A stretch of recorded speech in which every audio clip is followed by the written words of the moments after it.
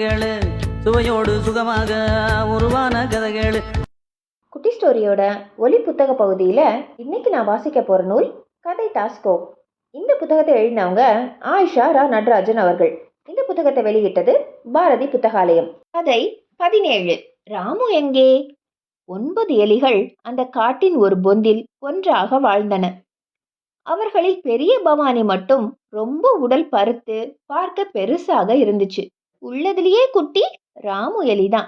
ஆனா இவங்க 2 பேரும் இணைப்பிரியா நண்பர்கள். பனிக்காலம் காட்டுல ரொம்ப ரொம்ப கஷ்டமான காலம்.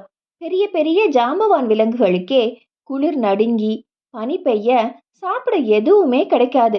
பல பேர் என்ன செய்வாங்க தெரியுமா? ஏதாச்சும் ஒரு பொந்துக்குள்ள பூந்துக்கிட்டு 2-3 மாதம் அங்கேயே தூங்கிட்டு இருப்பாங்க. 6 மாசம்லாம் தூங்குறவங்க கூட இருக்காங்க. ஆனா பாவம் எலிகளால அப்படி வாழ முடியாது. பொந்துக்குள் இருந்த அந்த எலிகள்லாம் சேர்ந்து ஒரு கூட்டம் போட்டுச்சு, சாப்பாட்டுக்கு என்ன பண்றதுன்னு. ஆனா எந்த எலியும் வெளியே போய் உணவு தேட தயாராகவே இல்லை. எல்லா எலிக்கும் பயம். ஆனா பசிய அவங்களால தாக்கு பிடிக்கவே முடியல. ஒரே சத்தம், வீச்சு வீச்சுன்னு கூச்சல், குழப்பம். ஆளுக்கு ஏதோ சம்மந்தம் இல்லாம கத்துனாங்க. அப்போ பெரிய பவானி எலி எல்லாரையும் சமாதானம் பண்ணுச்சு. கவலைப்படாதீங்க, நான் போய் ஏதாவது உணவு தேடிட்டு வரேன். எல்லாரும் அமைதியானாங்க. கொற்ற இந்த பனிப்பொழிவுல பெரிய பவானி எலி கிளம்பிச்சு. நண்பா, ஆல் தி பெஸ்ட், ரொம்ப ஜாக்கிரதை என்று சொல்ல வந்த குட்டி எலி ராமு நானும் வரேன் அப்படின்னு சொல்லிச்சு. பெரிய பவானி எலி எவ்வளவோ சொல்லியும் குட்டி எலி ராமு கேட்கவே இல்லை. நீ ரொம்ப குட்டி எலி, குளிர்லாம் தாங்குவியா அப்படின்னு எப்படி சொல்லி பார்த்தாலும் என்னால முடியும், நானும் வருவேன் என ராமுக்குட்டி கிளம்பி விட்டது. ரொம்ப கவனமா போயிட்டு வாங்க. அவங்க 2 பேரையும் வழி அனுப்பி வச்சாங்க மற்றவங்க எல்லாம். போற வழியில பூனை சாப்பிட்டுடலாம், இல்லைன்னா நரிக்கிட்ட மாட்டிக்கலாம், ஆந்த கழுகு காக்கன்னு எல்லாமும் உன்னை தூக்கிட்டு போயிரும் அப்படின்னு எல்லாரும் பயமுறுத்துனாங்க. இருந்தாலும் ஆல் தி பெஸ்ட், சீக்கிரமா போய் எங்களுக்கு சாப்பாடு எடுத்துட்டு வாங்கன்னு சொன்னாங்க. நாங்க காத்துட்டு இருப்போம். அவர்கள் இருவரும் கிளம்பினார்கள். வெளியே ஒரே இருட்டு, எங்கும் ஜில்லுன்னு பனி விழுந்து சறுக்கிச்சு.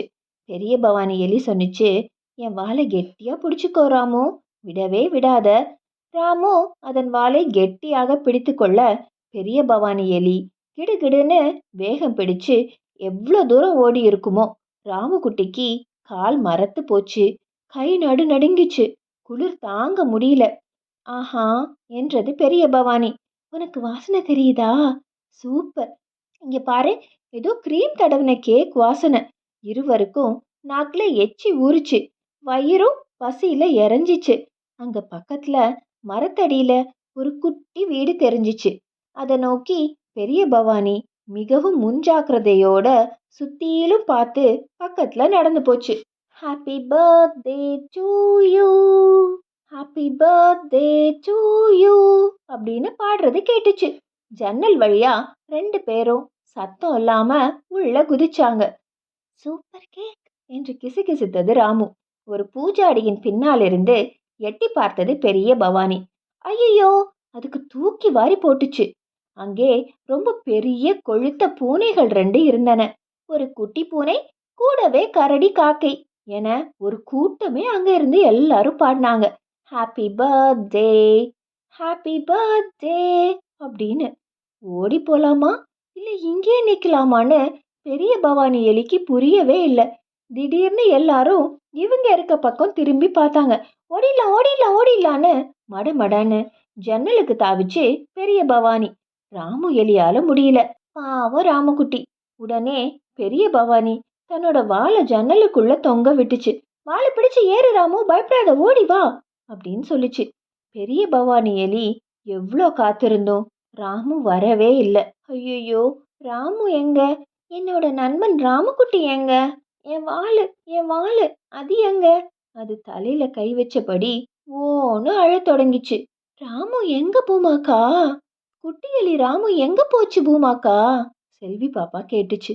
என்னோட வாளையும் காணும். பெரிய பவானி எலி ஓன்னு அழுதுச்சு. இதைத்தான் நான் அப்பவே சொல்லிட்டு இருந்தேன். என் குட்டி ராமு எங்க? என்னோட வாள் எங்க? நண்பர்கள் பசிக்கு நான் என்ன பதில் சொல்வேன்? பெரிய பவானி எலியின் அழுகையை பார்க்க செல்வி பாப்பாக்கு பாவமா இருந்துச்சு. பூமாக்கா பூமாக்கா ஏதாச்சும் செய்யக்கூடாதா? செல்வி பாப்பா மீண்டும் அக்காவை பார்த்து கேட்டாள். ராமுக்குட்டி எலியை எங்க தேடுறது? பூமாக்காக்கு ஒண்ணுமே புரியல. கதை காட்ட சுத்தி பார்த்தாங்க பூமாக்கா. எந்த விலங்கும் அங்க மிச்சம் இல்ல. எல்லாரும் அவங்க அவங்க கதைக்குள்ளேயே போயிட்டாங்க. ராமுக்குட்டி எலியையும் காணல. பெரிய பவானி எலியின் அழுகையும் புலம்பலும் அதிகரிச்சுட்டே இருந்தது. அந்த பூனை பர்த்டேக்கு தெரியாம போய் மாட்டிக்கிட்டோம். அது குமுறி குமுறி அழுதது. அப்போது பூமாக்காக்கு ஒரு யோசனை வந்துச்சு. ஓ, பூனை பர்த்டேவா?